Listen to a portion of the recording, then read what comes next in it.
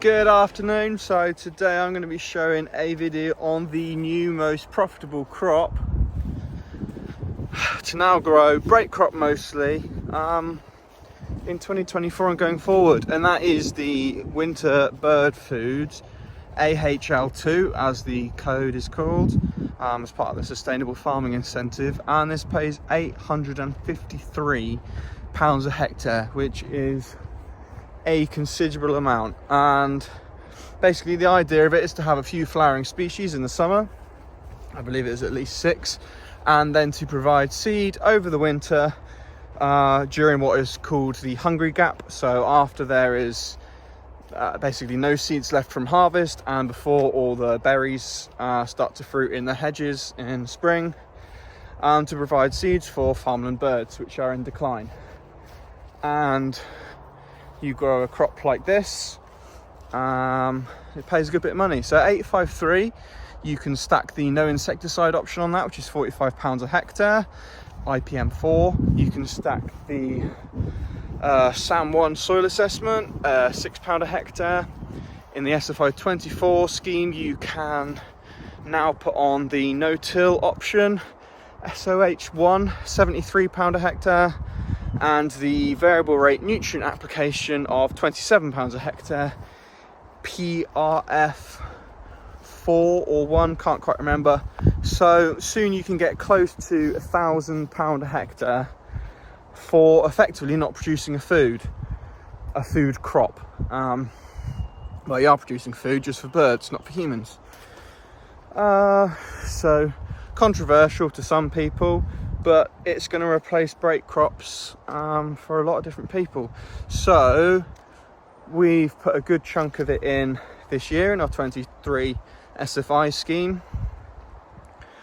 The idea is to do it rotationally. So this year, instead of planting spring barley, which we would have done in probably early May is when we would have finally got round to it, we said, right, not going to happen, we'll put bird food in, and that's going to be a lot more money. But the idea going forward is to drill it after a whole crop or a winter barley crop. So trying to get it established by mid-June is my plan. We will see how that goes, but that means I don't miss out on a year of cash crops effectively, so I'm still getting the payment for winter barley or whole crop. And then obviously I have to keep that until the following spring, and then plant a spring crop after that. So that's the idea. Anyway, enough rambling. I will show you basically 2 different fields, how they've developed throughout the year. They've been planted mid-June, so a bit earlier. These are rotational fields, so they've got plenty of clover and bits and pieces under them, but just to see how they've done. Anyway, hope you enjoy. Cheers. This is a direct drilled stuff. See over here, a little bit harder to see the rows because of all the trash.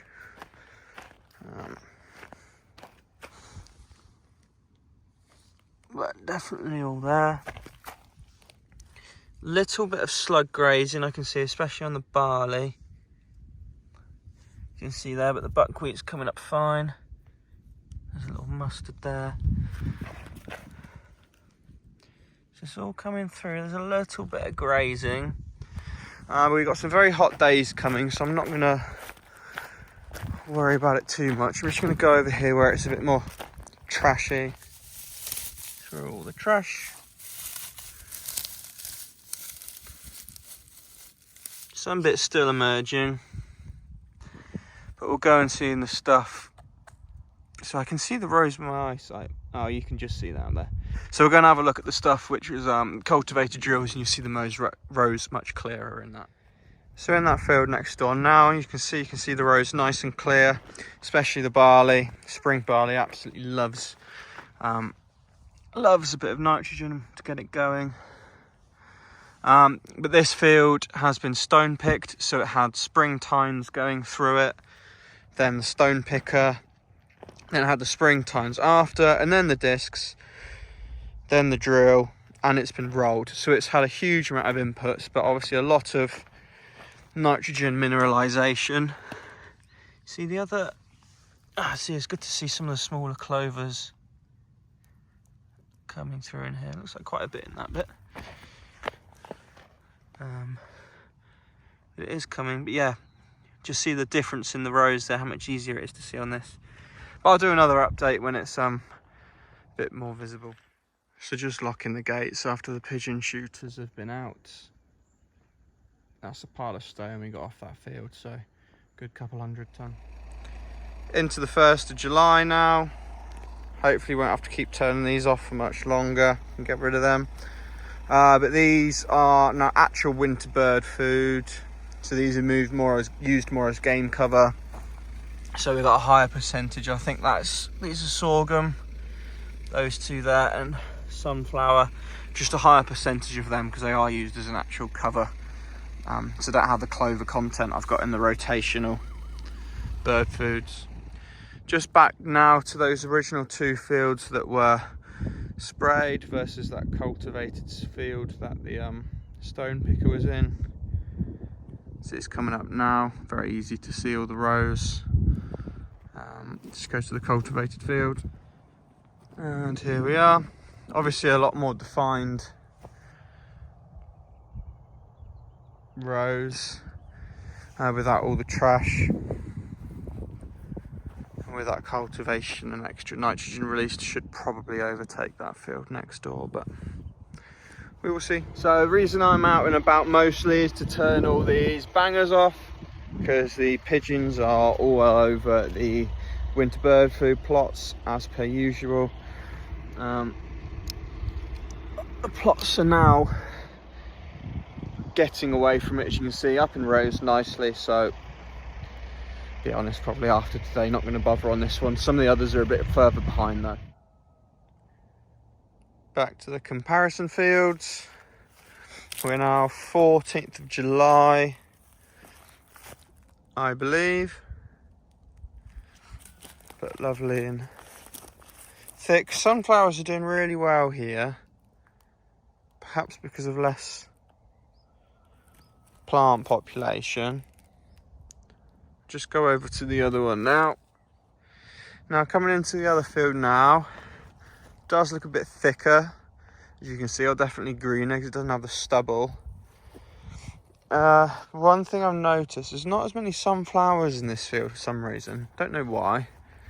But you can see lots of the speckles of yellow everywhere. There is a huge amount of charlock coming up.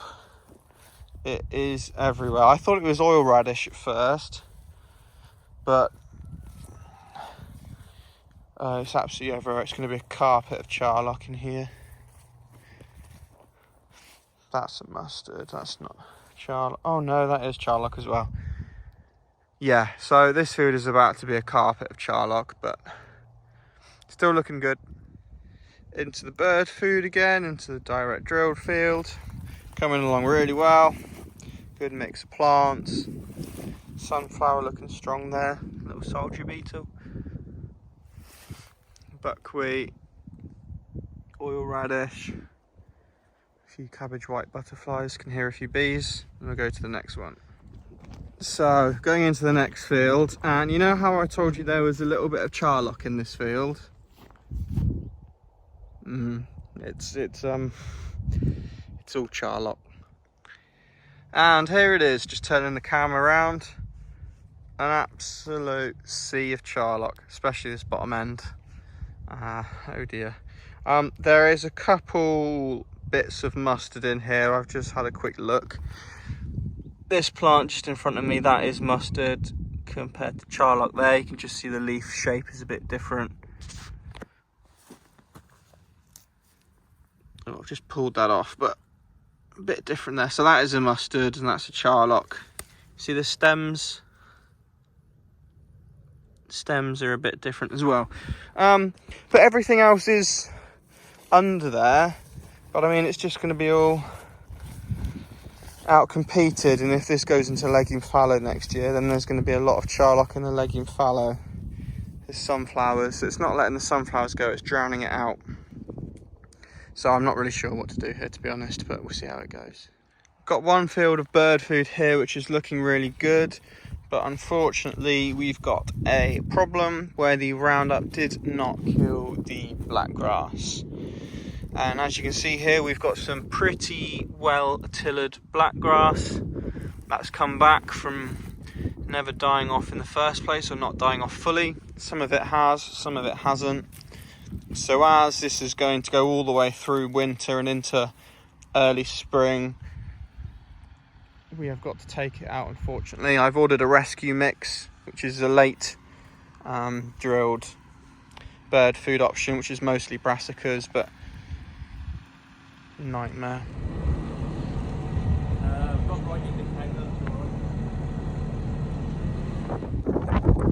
Back in that same field again with the winter bird food, and Jesus Christ, it looks absolutely amazing. Got some massive great sunflowers coming through, oil radish, mustard, phacelia all flowering, as well as the buckwheat.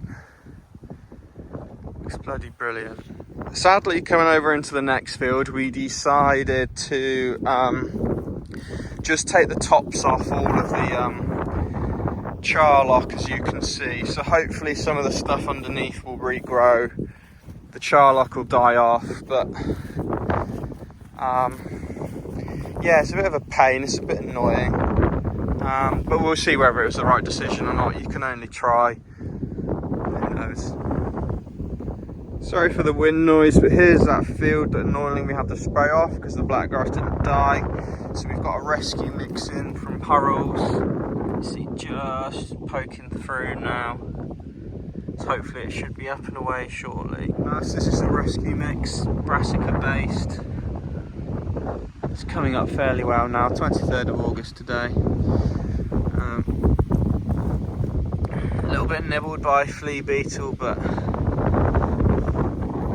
not sure what that is, but looks to be getting away from it. Back again to these two fields, 23rd of August this time. Everything is absolutely motoring on at the moment. And you can see the sunflowers just about coming now. Clovers are doing well at the bottom. Crimson clover looks brilliant. And buckwheat will be setting seed soon, as it does. A few little beasties in here, interestingly. I've noticed quite a lot of caterpillars around, and absolutely alive with insects, even though it is a quite windy day today. Anyway, on to the next one. Back to the old charlock field now.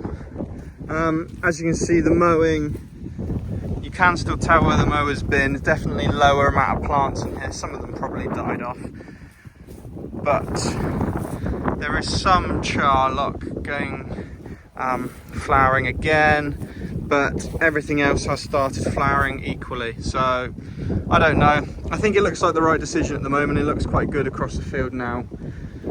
Plenty of sunflowers and sorghum poking through, so there should be plenty of seed for birds over the winter. It's allowed the barleys to do a lot better because not so much competition, but there are still some flowering charlocks. So I think definitely right decision to top it, and I think it should still meet all aims and objectives, so good from me. Sunflowers out now, 2nd of September. Bloody brilliant. And then back into this field. Definitely getting better. I think it was the right decision. It's going to be slower, obviously. The sunflowers aren't as big compared to the other ones, but the oil radish is doing good. The crimson clover seems to be flying through now. It hasn't got any like light competition. Sorghum's coming through there as well. So yeah, smaller, but I mean it's definitely all there. There's some charlock, but yeah, happy. 2nd of September.